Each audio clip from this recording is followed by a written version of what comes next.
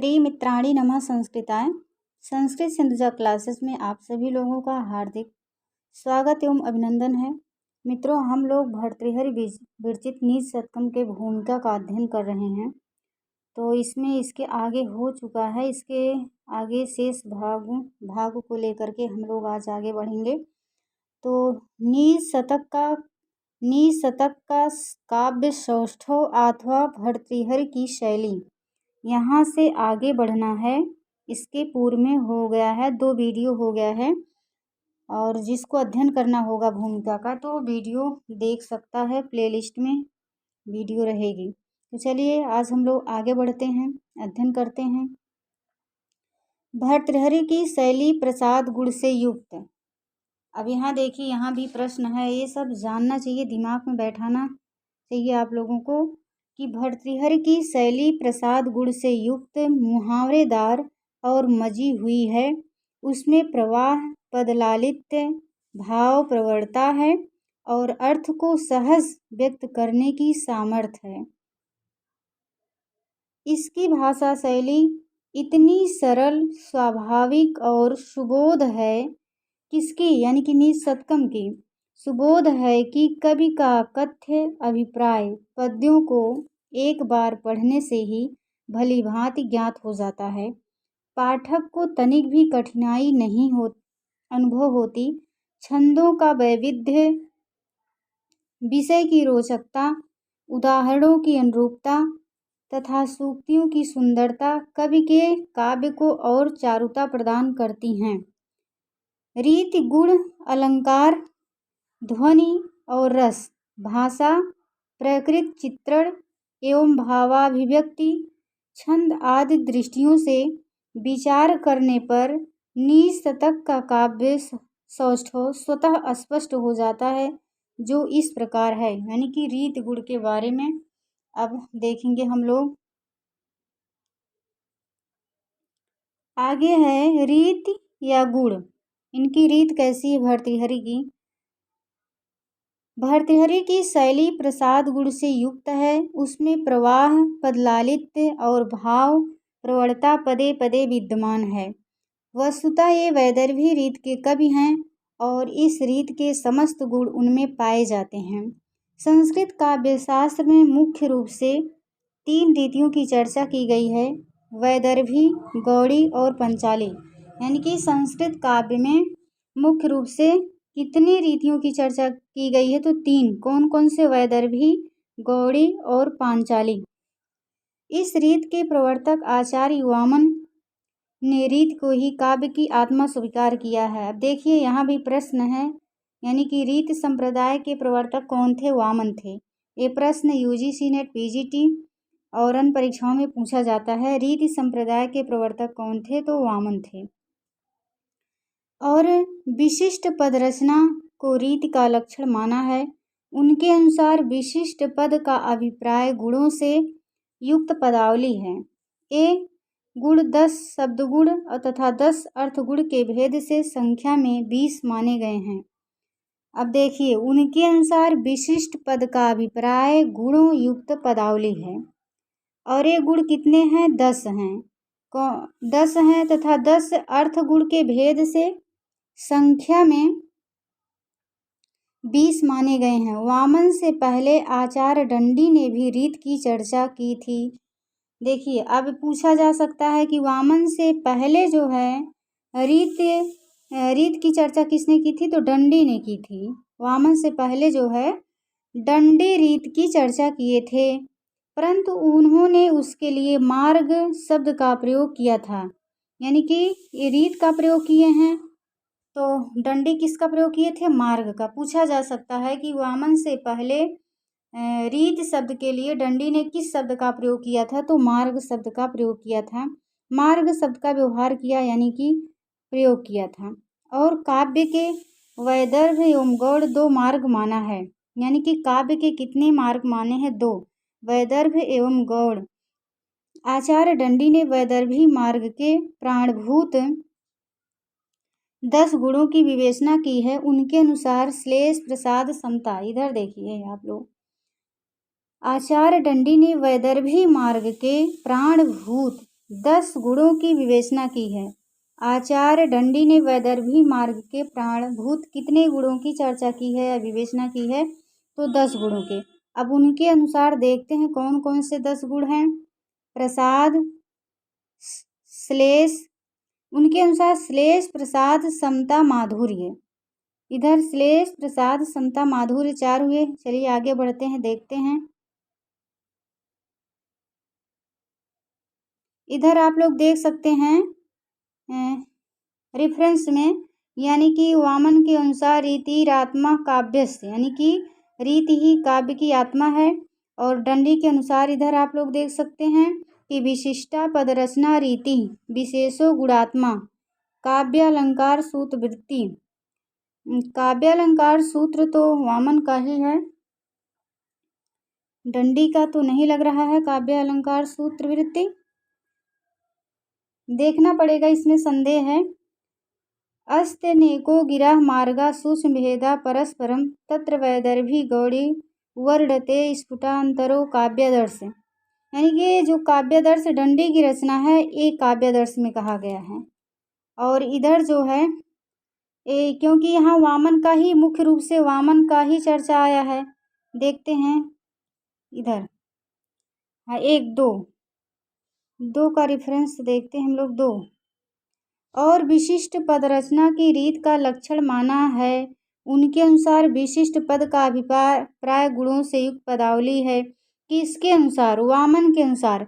तो ये वामन की ही रचना है, क्योंकि यहाँ रेफरेंस में जो है वामन का दिया है। उधर व्याख्या में वामन की चर्चा आई है, तो रेफरेंस में वामन का ये दिया है, तो ये वामन की रचना है। विशिष्ट पद रचना रीति विशेषो गुणात्मा काव्यालंकार सूत्र वृत्ति में कहा गया है, और काव्यालंकार सूत्र वृत्ति वामन की है।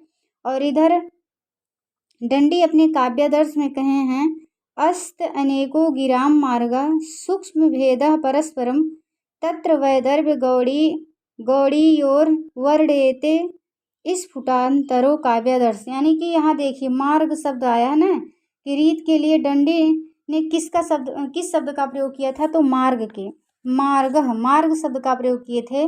और वामन जो है रीति शब्द का प्रयोग किए। उसके पहले रीति शब्द के लिए जो है दंडी ने मार्ग शब्द का प्रयोग किया था, यानी कि वामन से पहले जो है दंडी इस रीत के बारे में चर्चा कर चुके हैं। चलिए हम लोग अगले पेज पर चलते हैं। उधर 4 गुण पढ़े थे उस पेज में, इधर देखते हैं। हाँ 4 गुण उधर था, 6 इधर होगा, तब 10 होगा। सुकुमारता, अर्थ व्यक्ति, उदारता, ओस, कांति, समाधि, ये 10 गुण वैदर्भ मार्ग अर्थात वैदर्भी रीत से युक्त काव्य के प्राण माने गए हैं। ये जो है 10 गुण किस रीत से? वैदर्भी रीत से युक्त प्राण माने गए हैं। आप लोग देख सकते हैं इधर कहा गया है इसमें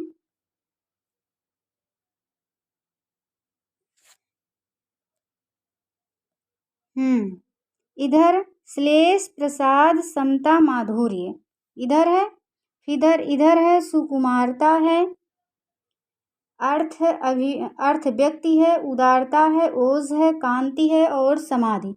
ये जो 10 गुण हैं वैदर्भी मार्ग अर्थात वैदर्भी रीत से युक्त काव्य के प्राण माने गए। अगर वैदर्भी रीति है तो ये 10 गुण उस काव्य के प्राण माने गए, यानी कि वैदर्भी रीत के लिए ये 10 गुण माने गए हैं। कौन कौन से आप लोग पढ़ चुके हैं? इधर देखिए, आगे बढ़िए।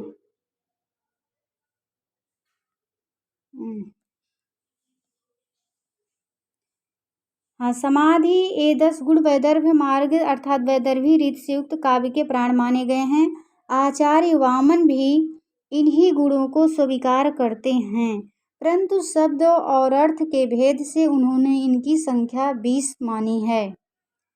किसने 20 मानी है? आचार्य वामन ने इन गुणों की संख्या कितनी मानी है? 20 मानी है।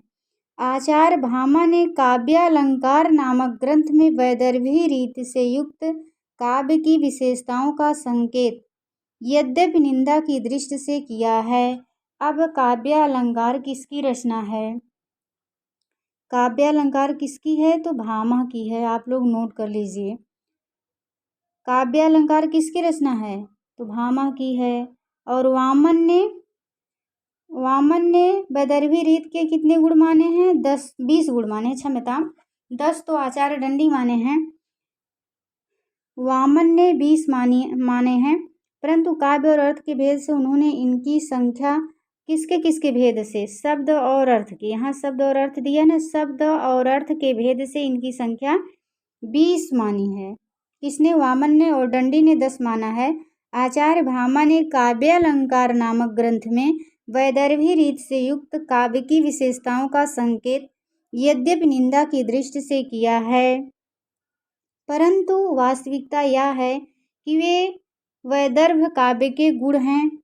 यह काव्य शीघ्र समझ में आने वाला अर्थात प्रसन्न, वक्रोक्ति से रहित, सीधे अर्थ वाला अर्थात ऋजु, और सुनने में मधुर अर्थात कोमल होता है, और सर्वथा श्रुति पेशल होता है।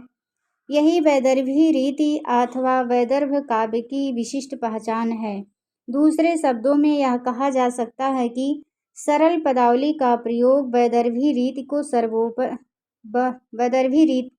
रीत की सर्वोपरि विशेषता है। इनकी वैदर्भी रीत जो है वह बहुत सरल होती है, सहज होती है, आसानी से समझ में आ जाता है पाठक को।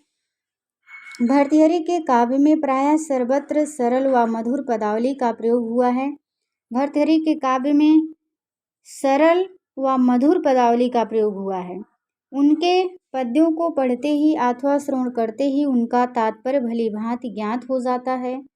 साहित्य और संगीत से रहित मनुष्य को सींग और पुच्छ से विहीन पशु बताने वाला यह उनका पद्य कितना सरल है। साहित्य संगीत कला विहीनः साक्षात् पशु पुच्छ विषाणहीना। साहित्य संगीत कला विहीनः साक्षात् पशु पुच्छ विषाणहीनः। तृणं न खादनपि जीवमानस्तद्भागधेयं परं पशूनां। निशतक के अज्ञ पद्धति से अधिक श्लोक संख्या 30 है, यानी कि प्रक्षिप्त का ये माना जाता है। बुद्धि की जड़ता नष्ट करने वाली, सत्य भाषण में अभिरुचि उत्पन्न करने वाली, सम्मान में वृद्धि करने वाली, बुरे भावों को दूर करने वाली, चित्त को प्रसन्न करने वाली तथा कीर्ति बढ़ाने वाली, सत्पुरुषों की सत्संगति की प्रशंसा करने वाले भर्तृहरि के इस श्लोक की पदावली कितनी सुकुमार व मधुर है। अब देखिए, बुद्धि की जड़ता नष्ट करने वाली, सत्य भाषण में अभिरुचि उत्पन्न करने वाली, सम्मान में वृद्धि करने वाली, बुरे भावों को दूर करने वाली, चित्त को प्रसन्न करने वाली तथा कीर्ति बढ़ाने वाली, सत्पुरुषों की सत्संगति प्रशंसा करने वाले भर्तृहरि के इस श्लोक की पदावली कितनी सुकुमार व मधुर है। जाढ्यं धियो हरति सिञ्चति वाचि सत्यं मानोन्नतिं दिशति पापं पाकरोति। चेताः प्रसाद्यति दिक्षु तनोति कीर्तिं सत्संगतिः कथय किं न करोति पुंसाम। यानी कि सत्संगी अच्छे लोगों की संगति करना चाहिए। एक कहावत है कि जो नाव में लोहा लगता है तो भी तैरता है, कि कैसे कहावत है कि नाव के साथ लोहा पानी में तैरता है, यानी कि जैसे कि संगति करेंगे वैसे बन जाएंगे। इसलिए अपनी जो मित्र मंडली है सोच समझ के बनाना चाहिए, अच्छे लोगों की सत्संगत करना चाहिए, प्रभाव पड़ता है। वैदर्भी रीत से युक्त काव्य का एक विशिष्ट गुण यह होता है कि इसमें लंबे लंबे वाक्य विन्यास तथा लंबे समासिक पदावली का सर्वथा अभाव होता है। यानी कि वैदर्भी रीत अगर रहेगी तो उसमें लंबे लंबे समासिक पदावली नहीं रहेगी, लंबे लंबे समासिक पद नहीं मिलेंगे आपको। भर्तृहरि की निशतक के मुक्तकों में प्रायः सर्वत्र यह विशेषता देखी जा सकती है। इसी कारण उनकी कविता में प्रसाद गुण सर्वत्र विद्यमान है और पद्य पढ़ते ही अर्थबोध होने लगता है। महापुरुषों का लक्षण बताने वाला निशतक का यह पद्य इसका सुंदर उदाहरण है। अब इधर काव्यादर्श का और काव्यालंकार का पूरा श्लोक दिया है। अध्ययनार्थ देख सकते हैं। श्लेषः प्रसादः समता माधुर्यं सुकुमारता अर्थव्यक्तिरुदारत्वमोजः कान्तिसमाधयः इति वैदर्भमार्गस्य प्राणा दशगुणाः स्मृताः येषां विपर्ययः प्रायो दृश्यते। गौड़वर्त्मनि मतलब काव्यादर्शकार दंडी ने कहा है, काव्यादर्श में कहा है। और वैदर्भी रीत के यानी कि कितने गुण माने हैं, 10 गुण माने हैं। और इधर देखिए काव्यालंकार वृत्त में वामन ने कितने माने हैं। अपुष्टार्थम वक्रोक्ति प्रसन्नम ऋजुः कोमलम भिन्नम गेयम यु इदम तु केवलम श्रुतिपेशलम, काव्यालंकार में वामन ने कहा है। चलते हैं इधर निशतक के इस पद का सुंदर उदाहरण देखते हैं। किसका? महापुरुषों का लक्षण बताने वाला। अब महापुरुषों का लक्षण बताने वाला श्लोक देखिए कैसे होते हैं महापुरुष। विपदि धैर्य मेधाभ्युदये क्षमा सदशिवा पटुतायुधि विक्रमः यशसि चाभिरुचिर्व्यसनं श्रुतौ प्रकृतसिद्धमिदं हि महात्मनाम्। महापुरुषों का लक्षण बताया गया है। आगे बढ़ते हैं हम लोग, अभी बहुत है। यही नहीं वैदर्भी रीत और प्रसाद गुण का मणिकांचन संयोग इस शतक की सूक्तियों में देखा जा सकता है, जो वैदर्भ काव्य की प्रमुख विशेषता है। यथा शीलम परम भूषणम सर्वे गुणाः कांचनम आश्रयन्ते विवेक भ्रष्टा नाम भवति विनिपातः सतमुखः विधिरहो बलवान इति मे मतिः सत्संगतिः कथय किम न करोति पुंसां विद्या विहीना पशु संतः स्वयं परिहिते विहिताभियोगः इत्यादि उल्लेखनीय हैं। ये सब सूक्ति है। देखिए भूमिका पढ़ने से तैयार हो रहा है। ये सब सूक्ति हैं। आपके पेपर में यहाँ से प्रश्न बनता है, बहुत महत्वपूर्ण है। शीलम परम भूषणम सर्वे गुणाः कांचनम आसरन्ति विवेक भ्रष्टा नाम भवति विनिपातः सतमुखः बहुत बहुत बार पूछा गया है परीक्षाओं में। आप लोग पुराना पेपर उठा के देखेंगे तो कई बार पूछा जा चुका है। अब देखते हैं इनके अलंकार के बारे में। कविता को अलंकृत करने में अलंकारों की महत्वपूर्ण भूमिका मानी जाती है, इसलिए काव्यशास्त्र में इसकी बहुत चर्चा हुई है। अलंकार शास्त्रियों ने 100 से अधिक अलंकारों का निरूपण किया है।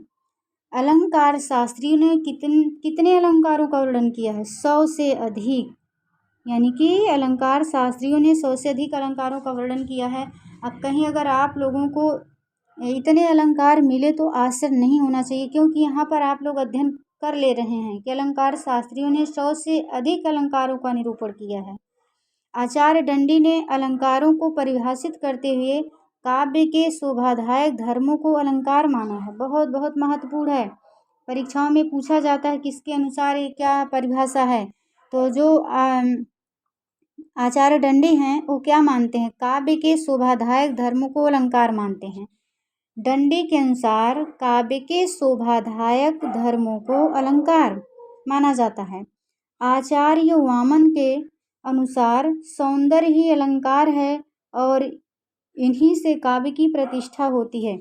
चलिए नीचे रेफरेंस में देख लेते हैं, इसका संस्कृत देख लेते हैं कि काव्य की शोभादायक धर्मों का अलंकार। कभी उसको पढ़े रहेंगे हम लोग तो कभी किसी परीक्षा में आ जाएगा। तो दंडी के अनुसार काव्य का अलंकार का क्या लक्षण है तो हम लोग कर ले जाएंगे।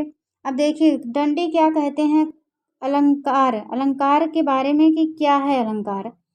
काव्य शोभा करान धर्मान अलंकारान प्रच्छते।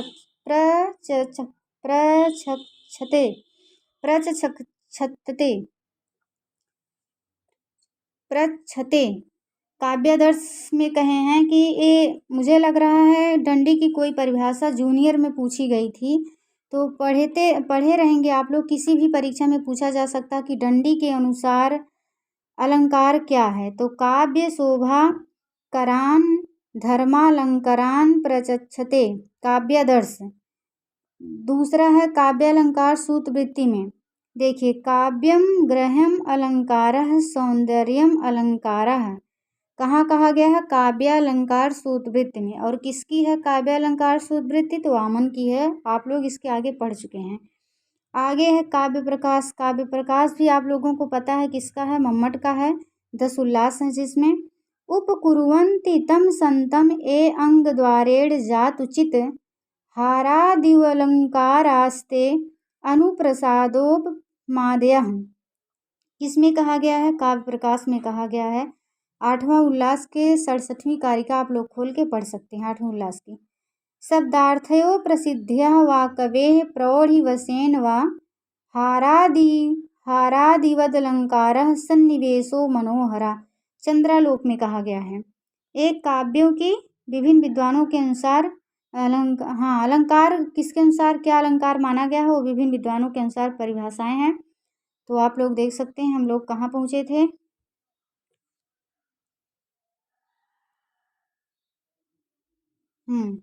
आचार्य वामन के अनुसार सौंदर्य ही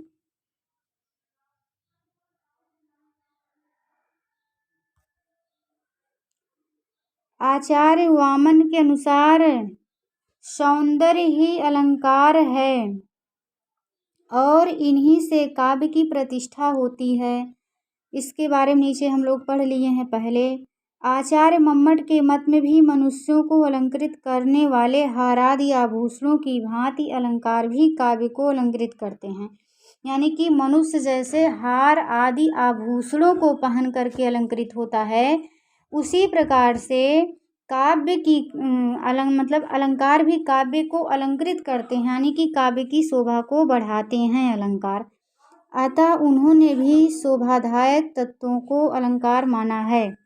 चंद्रालोककार जयदेव ने तो कवि कल्पना को ही अलंकार स्वीकार किया है। यानी देखिए कितना महत्वपूर्ण बातें आप लोगों को मिल रही हैं। संस्कृत साहित्य के इतिहास आप लोगों को एलटी में पढ़ना पड़ेगा, तो बहुत सारे प्रश्न अगर ये सब आपका तैयार हो जाएगा तो हाँ एलटी के लिए आप लोगों को आसान हो जाएगा। चंद्रालोककार जयदेव यानी कि चंद्रालोक किसकी रचना है? तो जयदेव की रचना है। चंद्रालोककार जयदेव ने तो कवि कल्पना को ही अलंकार स्वीकार किया है। कवि कल्पना को ही स्वीकार अलंकार मानने वाले कवि कौन हैं? तो जयदेव हैं। कवि कल्पना को ही अलंकार स्वीकार करने वाले कवि हैं जयदेव। इस प्रकार इन लक्षणों से स्वतः सिद्ध हो जाता है कि अलंकारों का स्वाभाविक प्रयोग ही काव्य में चमत्कार उत्पन्न करता है। स्वाभाविक प्रयोग से यहाँ क्या तात्पर्य है कि अगर आप काव्य की रचना कर रहे हैं, आप जो स्वतः अलंकार आ जाएं वो वही स्वाभाविक अलंकार है। अब ये नहीं कि जहाँ नहीं होना चाहिए वहाँ ज़बरदस्ती आप घुसेड़ो, तो वहाँ वो तब काव्य भद्दा हो जाएगा, वो शोभनीय काव्य नहीं रह जाएगा अगर आप ज़बरदस्ती उसमें अलंकार घुसेड़ेंगे। जो काव्य रचना करते समय स्वतः आ जाता है वही उसकी सुंदरता को बढ़ाता है। अब जहाँ कहो कि उपमा ना देने लायक हो वहाँ ज़बरदस्ती उपमा तमाम उपमाएं दे डालो तो वो भी अशोभनीय हो जाएगा। हाँ, जहाँ स्वतः उसका प्रसंग आता वहाँ देते हो तो काव्य की सुंदरता उससे बढ़ती है, वहाँ अलंकार होगा। भर्तृहरि के निषदकम में भी अलंकारों का इसी रूप में प्रयोग हुआ है। वे कवि के अर्थ निबंधन में स्वतः आ गए हैं, यानी कि कवि के अर्थ निबंधन में वे स्वतः आ गए हैं, यानी कि जानबूझ करके भर्तृहरि ने नहीं घुसेड़ा अलंकारों को, स्वतः आ गए हैं। तो उनसे क्या है? काव्य की सुंदरता बढ़ी है। कवि का उद्देश्य यद्यपि अलंकारों का हठात प्रयोग करना नहीं है, प्रत्युत वे जिस अर्थ भंगिमा से काव्य वस्तु को प्रस्तुत करते हैं उसमें अलंकार रीति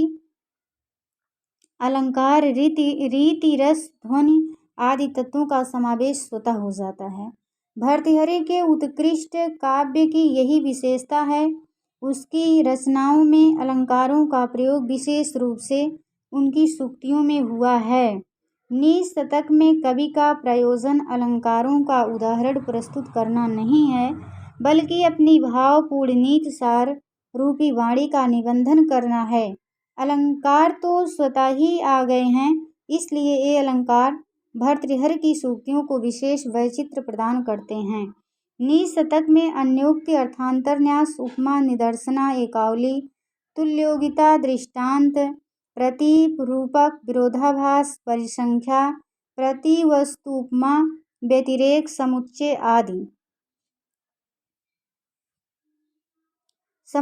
आदि अलंकारों का प्रयोग हुआ है।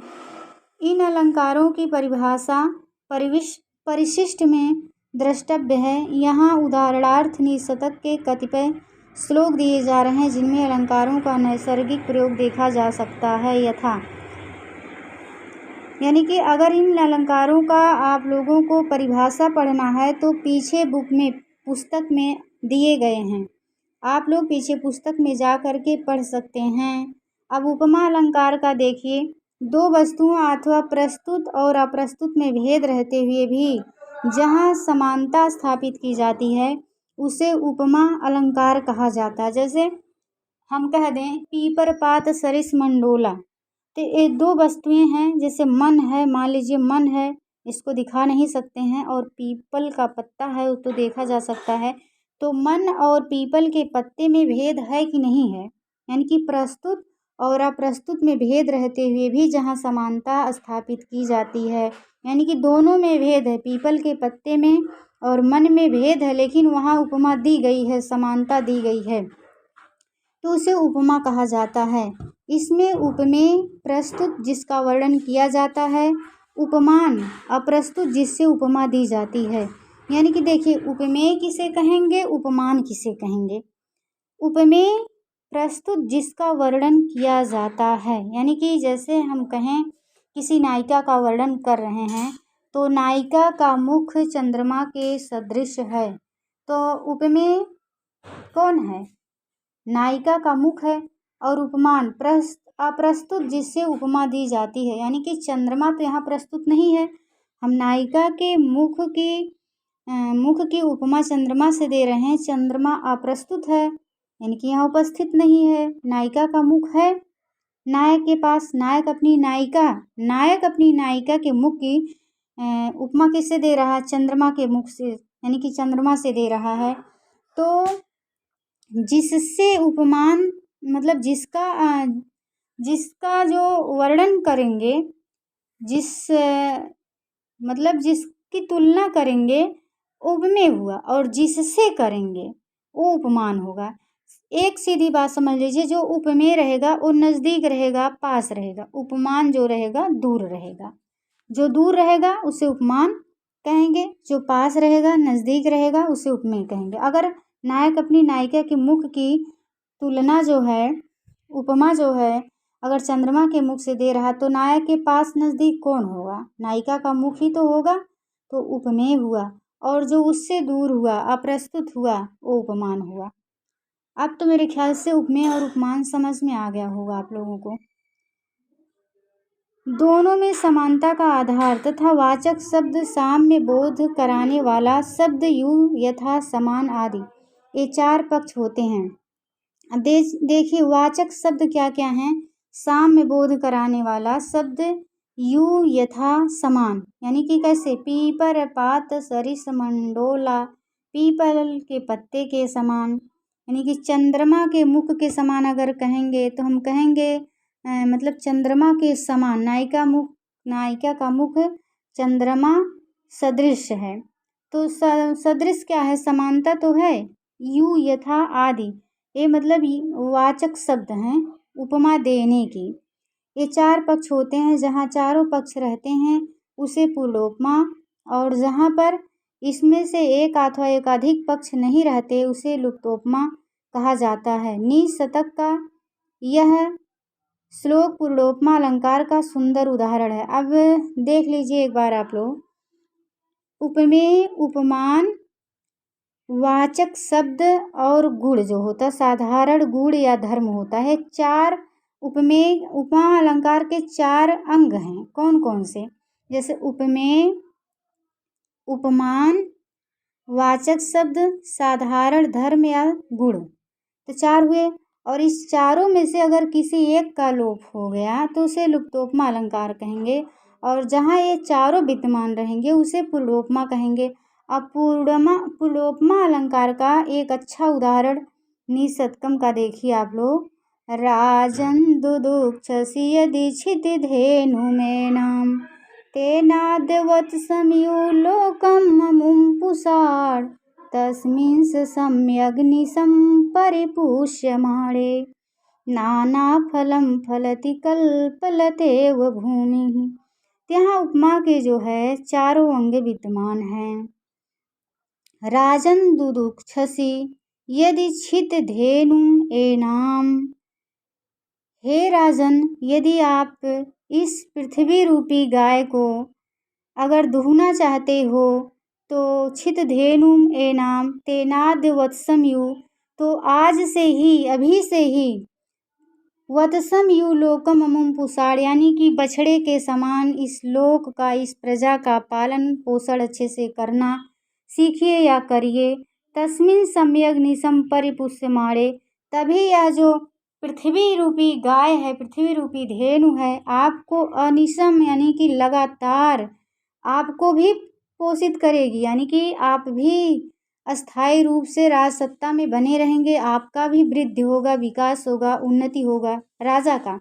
नाना फलम फलति कल्पलते वो भूमि, यानी कि यह जो भूमि है नाना प्रकार के फलों को कल्पलता की भांति जो है आपको प्रदान करेगी, यानी कि आपको आपका मतलब चतुर्दिक विकास होगा और लाभ होगा, अस्थायी रूप से आप बने रहेंगे। राजा के लिए तो यही होता है कि राजगद्दी उसको बहुत दिनों तक प्राप्त रहे, तो राजा के लिए यही होता, यही उसकी इच्छा होती है। तो यहाँ देखिए उपमा के चारों भेद विद्यमान हैं। राजन् दुदुक्षसि यदि क्षितिधेनुम् एनाम तेनाद्य वत्समयु लोकममुं पुषाण तस्मिन् सम्यग्निशं परिपुष्यमाणे नाना फलं फलति कल्पलते व भूमि, यानी कि जैसे कल्प वृक्ष आप लोग सुने होंगे, जैसे कल्प वृक्ष मान्यता है लोगों की, कल्प वृक्ष लोगों को मतलब जो भी इच्छाएं रहती हैं सब पूर्ण करता है कल्प वृक्ष। तो आज भी जहाँ कल्प वृक्ष होगा लोग जाते हैं वहाँ, उसमें धागे बांधते हैं और अपनी मन्नतें मानते हैं कि मेरी मनोकामनाएं पूरी हो जाए।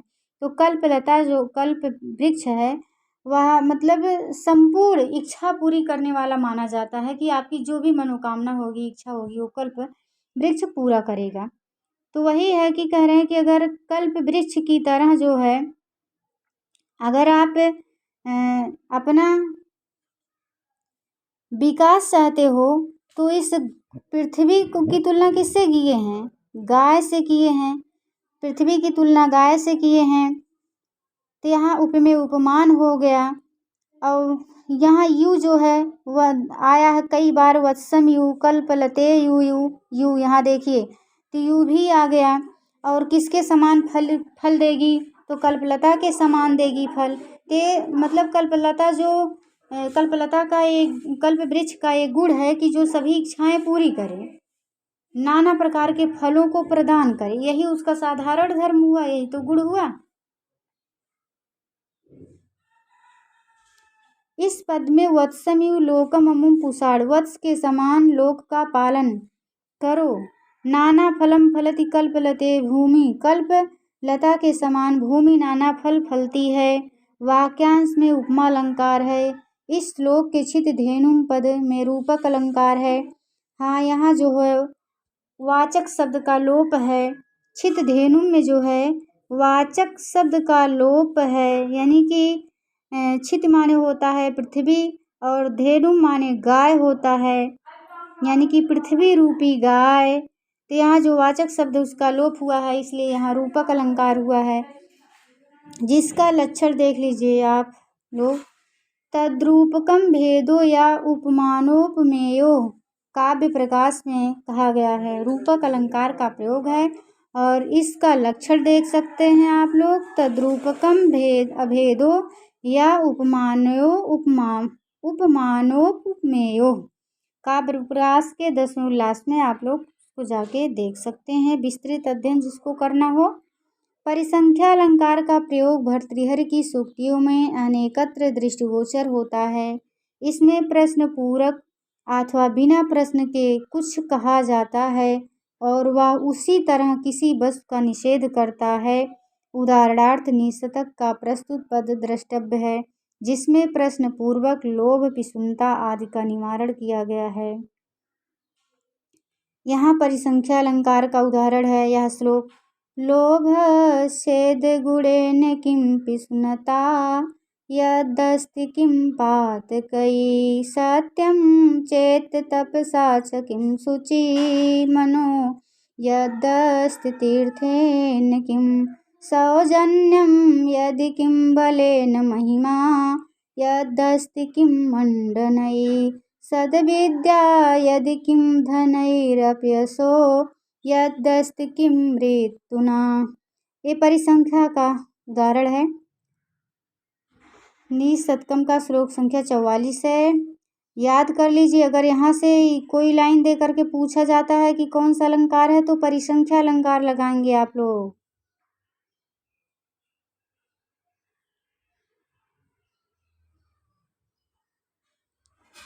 लोभस्येद गुणेन किं पिशुनता यदस्ति किं पातकैः सत्यं चेत् तपसा च किं शुचि मनो यदस्ति तीर्थेन किं सौजन्यं यदि किं बलेन महिमा यदस्ति किं मण्डनैः सद्विद्या यदि किं धनैः अपयसो यदस्ति किं मृत्युना। यहाँ की कोई भी लाइन अगर देगा तो किसका उदाहरण होगा? परिसंख्या अलंकार का होगा। आगे है, इसी प्रकार निशतक में अर्थांतर न्यास अलंकार का प्रयोग भी अनेक सूक्तियों में स्थल स्थल पर देखा जा सकता है। इस अलंकार में सामर्थ्य या वैधर्म के द्वारा विशेष से सामान्य का अथवा विशेष का समान से समर्थन होता है।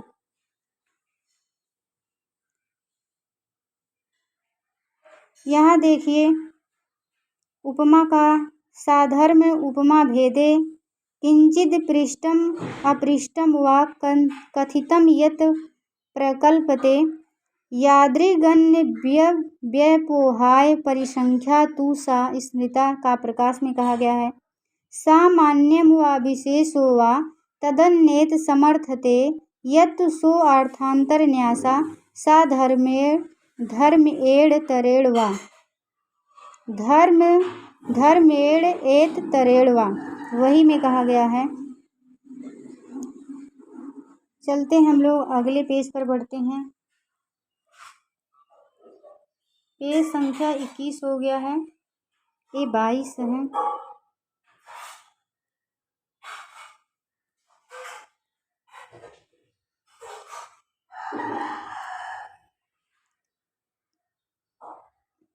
श्लोक इस अलंकार का सुंदर उदाहरण है, जिसमें प्रस्तुत 3 चरणों में कही गई विशेष बात चतुर्थ चरण में कही गई समान बात से समर्थन किया गया है।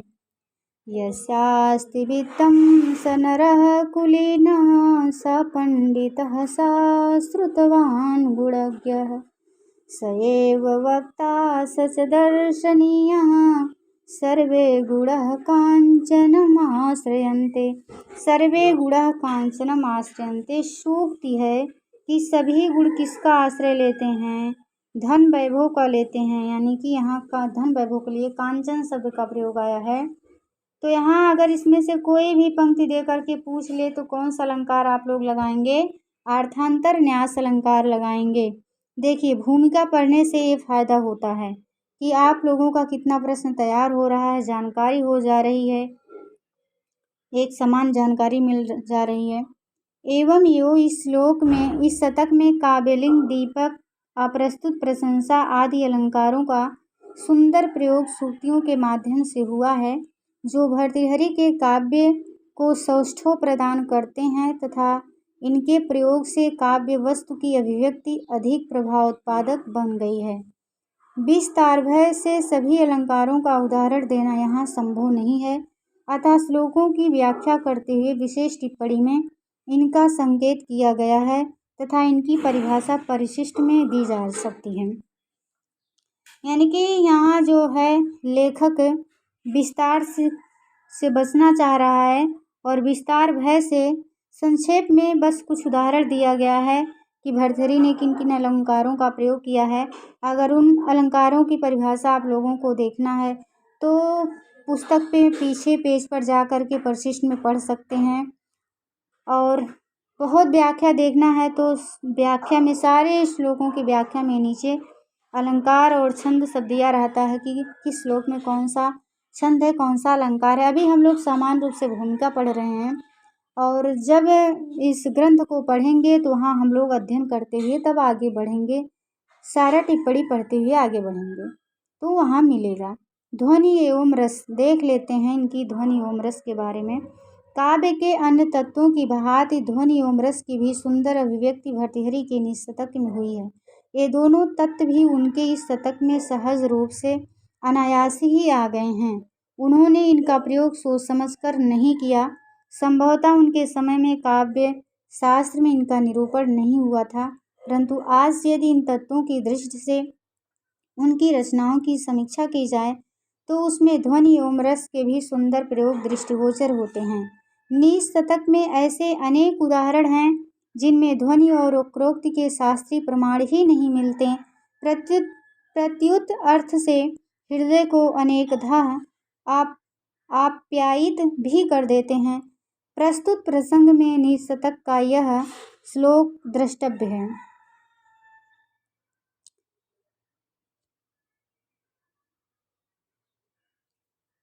देखिए ये बड़ा छंद है, शार्दूल विक्रीडित ही लग रहा। देखें कितने वर्ण हैं इसमें, 1 2 3 4 5 6 7 8 9 10 11 12 13 14 15 16 17 ही लग रहा है तो शिखरड़ी होना चाहिए। 1 2 3 4 5 6 7 8 9 10 11 12 13 14 15 16 17 शिखरड़ी का एक उदाहरण है। प्रिया न्यायावृत्तिर्मलिनमशुभङ्गे सुकरं त्वसन्तो नाभ्यर्था सुहृदपि न वाचा कृशधनः विपदुच्चैर्धैर्यं पदमनुविधेयं च महताम् सतां केनोदिष्टं विषममसि धाराव्रतमइदम्।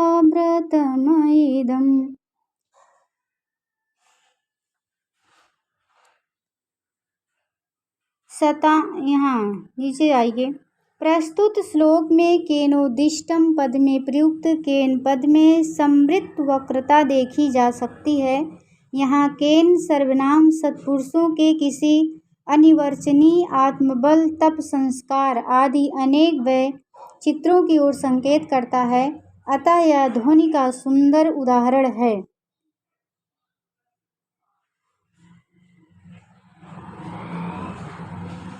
भर्तृहरि की रचनाओं में प्रमुखता श्रृंगार और शांत दो रसों की अभिव्यंजना हुई है। अब यहाँ भी आप लोगों के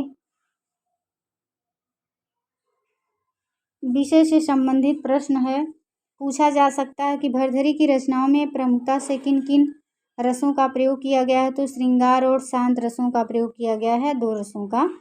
कवि के श्रृंगार शतक में प्रायः प्रत्येक श्लोक में श्रृंगार रस का सुंदर परिपाक हुआ है और वैराग्य शतक में शांत रस का। उदाहरण के लिए इस शतक का निम्न श्लोक द्रष्टव्य हैं जिनमें निर्वेद अस्थायी भाव, मिथ्याभासित होने वाला संसार आलंबन है, तपोवन उद्दीपन है, सभी में समान दृष्टि अनुभाव है, मति धृति और व्यभिचारी भाव हैं।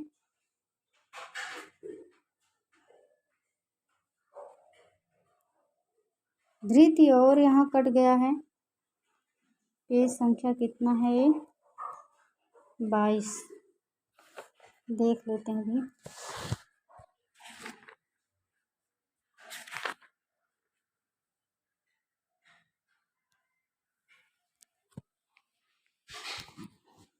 धृति हर्ष है, धृति और हर्ष व्यभिचार विचारी भाव हैं।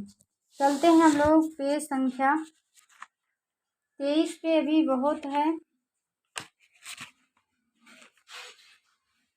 एक वीडियो हम लोगों के लिए, एक वीडियो और बनाना पड़ेगा इस पूरा भूमिका के लिए।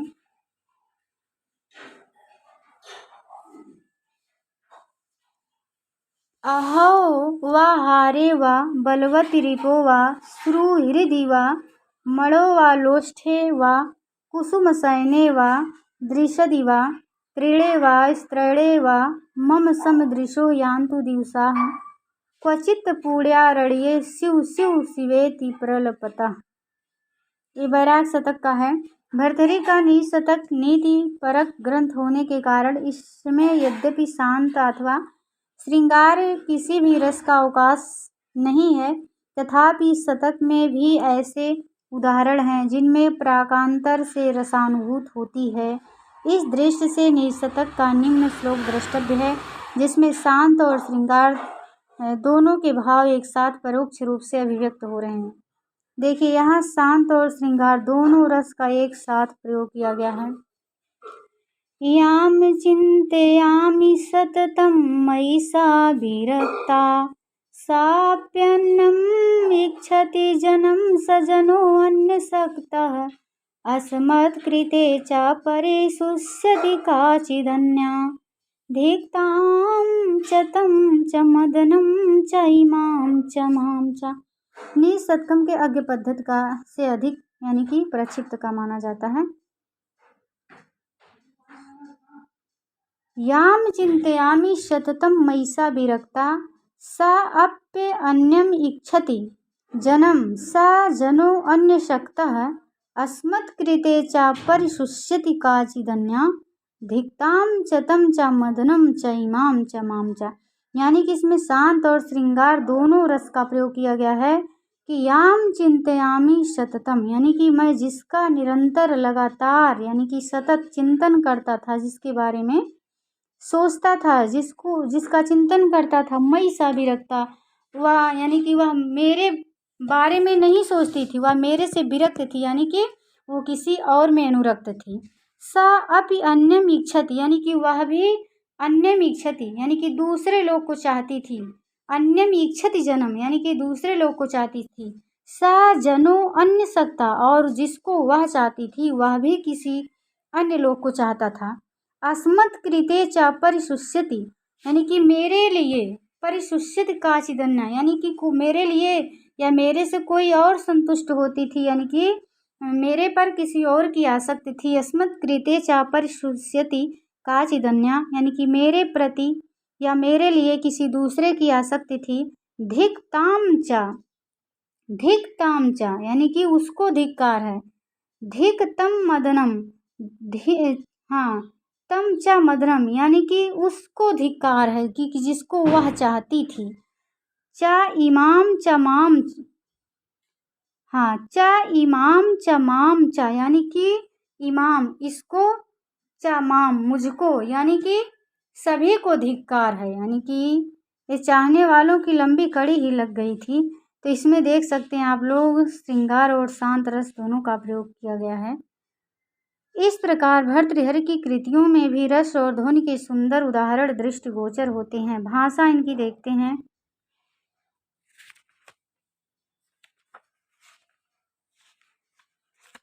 भाषा देख लेते हैं ताकि एक वीडियो में दूसरे वीडियो में ख़त्म हो जाए। भाषा, नीच शतक की भाषा अत्यंत सरल और स्वाभाविक है। कहीं भी ऐसा प्रतीत नहीं होता कि कोई शब्द अनावश्यक रूप से बलात् प्रयुक्त हुआ हो। भाषा इतनी सुबोध है कि कवि के पद्यों में गुम्फित तात्पर्य को समझाने में कोई भी कठिनाई नहीं होती। कवि के छंदों में कहीं भी कोई अस्वाभाविक नहीं मालूम पड़ता।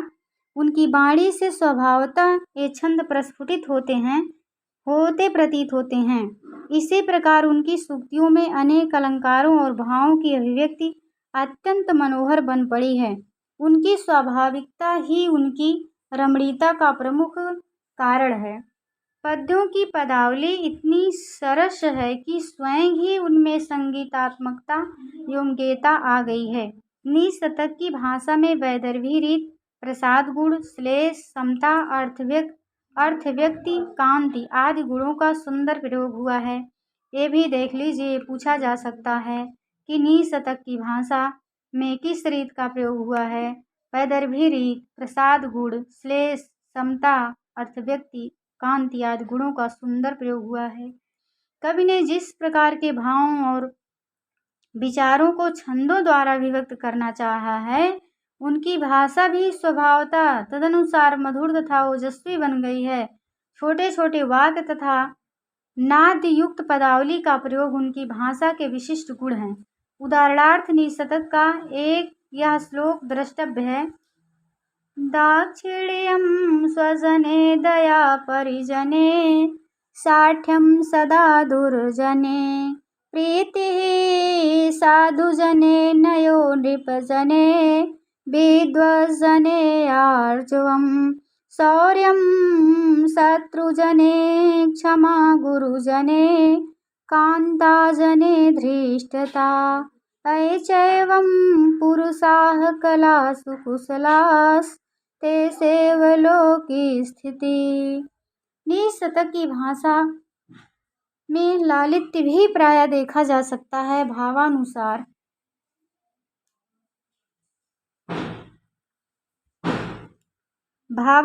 भाषा भी समास रहित एवं मनोहर है। सत्पुरुषों की सत्संगति का महत्व प्रतिपादित करने वाला प्रस्तुत पद्य इसका सुंदर उदाहरण है। यथा जाड्यं धियो हरति सिंचति वाचि सत्यं, मानोन्नतिं दिशति पापम् अपाकरोति, चेतः प्रसाद्य दिदिक्षुतनोति कीर्तिं, सत्संगतिः कथय किं न करोति पुंसाम्। इस प्रकार शतक की भाषा भी प्रांशल, मनोहर एवं सहज बोधगम्य है। यत्र तत्र प्रसंगानुसार समास बहुल भाषा भी दृष्टिगोचर होती है, जो अत्यल्प कही जाएगी। प्रकृत चित्रण एवं भावाभिव्यक्ति यहाँ से हम लोग दूसरे वीडियो में अध्ययन करेंगे। तो बस आज के लिए यहीं तक, मिलते हैं किसी दूसरे वीडियो में। और आप लोग भूमिका ज़रूर सुनिएगा पूरा वीडियो। सभी को बहुत बहुत शुक्रिया। नमः संस्कृताय, धन्यवाद। जय हिंद, जय भारत, वंदे मातरम।